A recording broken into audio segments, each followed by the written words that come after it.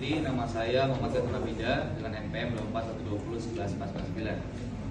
Di sini saya akan menjelaskan sedikit materi terkait dengan peraturan daerah. Di sini saya ambil rujukan dari jurnal Universitas Islam Negeri Makassar, yaitu dengan judul Kedudukan dan Fungsi Peraturan Daerah Kabupaten Kota sebagai Instrumen Otonomi Daerah dalam Sistem Perundang-undangan di Indonesia. Volume 1 nomor 1 tahun 2018. Jadi sebelumnya penulis sendiri menulis latar belakang jurnal ini. Jadi peraturan daerah itu adalah lahir dari desentralisasi. Desentralisasi itu pelimpahan wewenang dari pemerintah pusat kepada pemerintah daerah untuk mengurus urusan daerahnya sendiri. Di dalam desentralisasi ini pemerintah daerah itu punya dua wewenang, yaitu ada mengatur dan mengurus. Kalau mengatur sendiri itu pemerintah daerah punya perda, itu mengatur aturan-aturan. Kalau mengurus itu pemerintah daerah itu menjalankan aturan tersebut. Selanjutnya perda sendiri seperti yang telah teman-teman sebelumnya jelaskan, itu dibentuk dari DPRD dan juga kepala daerah. DPRD provinsi ataupun kabupaten kota, kepala daerah itu ada gubernur dan juga kalau di kabupaten kota ada bupati dan juga wali kota. Selanjutnya latar belakang penulis di sini menjelaskan ada 3 aspek dalam pembentukan perda, yaitu aspek prosedural, yaitu tata cara pembentukan perda yang diatur dalam tata tertib DPRD. Selanjutnya ada aspek substansial, yaitu materi pokok yang diatur, latar belakang, tujuan dan objek pembentukan perda. Ada aspek teknis, bentuk dan teknis penyusunan perda sesuai ketentuan teknik perundang-undangan. Selanjutnya ada identifikasi masalah yang penulis jelaskan di sini. Ada 2, yaitu pertama, bagaimana kedudukan perda kabupaten kota itu sebagai peraturan perundang-undangan yang terendah dalam hierarki nasional ketika dihadapkan pada perda provinsi yang melampaui kewenangannya. Yang kedua, bagaimana fungsi perda kabupaten kota ini sebagai pelaksana otonomi daerah sekaligus sebagai bagian dari sistem perundang-undangan Indonesia. Di jurnal ini penulis ada beberapa teori. Yang pertama ada teori negara hukum. Tentu ini selaras dengan negara kita, yaitu negara Indonesia disebutkan dalam pasal 1 ayat 3 Undang-Undang 1945, yaitu Indonesia adalah negara hukum. Nah, ini dipakai teorinya. Yang kedua, teori desentralisasi. Di sini penulis ada 2 desentralisasi. Ada desentralisasi teritorial, yaitu pelimpahan wewenang mengatur dan mengurus rumah tangga daerah secara otonom. Artinya kalau desentralisasi teritorial itu mengatur seluruh kebutuhan daerah itu. Kalau desentralisasi fungsional, pelimpahan wewenang untuk mengurus kepentingan tertentu di daerah. Nah, ini terbatas hanya pada bidang tertentu saja. Contohnya pada kesehatan, pada agama dan lain sebagainya. Selanjutnya ada teori perundang-undangan.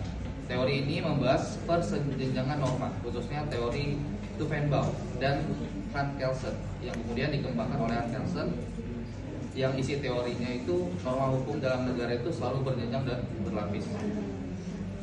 Lalu menyinggung daripada rumusan masalah tadi, yang pertama, bagaimana sih hakikat perda itu dalam peraturan perundang-undangan nasional? Di sini penulis ada memakai beberapa istilah lain daripada perda, yaitu ada local law, local act, local statute, yang artinya peraturan yang berlaku di wilayah tertentu bukan seluruh negara. Adapun local rule yaitu peraturan berdasarkan kondisi fisik, karakter, kebiasaan dan kepercayaan masyarakat suatu daerah. Lalu sistem perundang-undangan nasional itu terdiri dari beberapa komponen. Ada jenis dan bentuknya. Peraturan itu ada undang-undang, perpu, perpres, pp, dan perda. Ada eksistensi eksternal meliputi wetland, tailing, dan elemen internal, proses pembentukan, materi muatan dan bentuk secara luar. Selanjutnya bagaimana kedudukan daripada perda itu? Berdasarkan pasal 7 ayat 1 Undang-Undang Nomor 12 Tahun 2011, hierarki perundang-undangan Indonesia itu yang pertama kan Undang-Undang 1945, tahap MPR, undang-undang atau perpu, peraturan pemerintah, peraturan presiden, peraturan daerah provinsi, dan peraturan daerah kabupaten kota.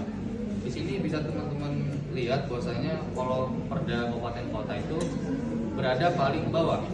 dalam hierarkinya. Artinya, jadi Perda Kabupaten Kota ini tidak boleh bertentangan dengan peraturan yang di atasnya. Gitu. Selanjutnya, Perda dalam sistem perundang-undangan nasional, tidak boleh Perda itu bertentangan dengan peraturan yang lebih tinggi. Namun posisi subsistem ini justru sebaliknya, Perda itu adalah rata-rata yang menentukan kebijakan nasional di tingkat lokal. Artinya Perda itu punya kearifan lokal sendiri. Jadi peraturan yang di atasnya memang mengatur berbagai hal, namun Perda itu diperbolehkan mengatur urusan pemerintahnya sendiri memakai kearifan lokalnya. Nah, bagaimana hubungannya dengan Perda provinsi? Jadi secara administratif sebenarnya Perda provinsi dengan Perda kabupaten kota itu setara, namun secara normatif memang yang Perda provinsi lebih tinggi karena mengatur wilayahnya lebih luas. Selanjutnya, batasan dan restriksi, yaitu meskipun demikian Perda kabupaten kota itu tidak harus tunduk begitu saja pada Perda provinsi apabila Perda provinsi tersebut melampaui kewenangannya. Nah, ini penting yang teman-teman perlu pahami bahwasanya jika ada Perda provinsi yang melampaui kewenangannya terhadap Perda kabupaten kota, maka itu perlu diuji dulu, judicial review, dan juga ya perlu diperhatikan aspeknya. Nggak semestinya Perda kabupaten kota itu runtuh atas Perda provinsi tersebut. Contohnya, jika di Jawa Barat itu ada wilayah Bogor, misalkan wilayah tersebut itu sebagai wilayah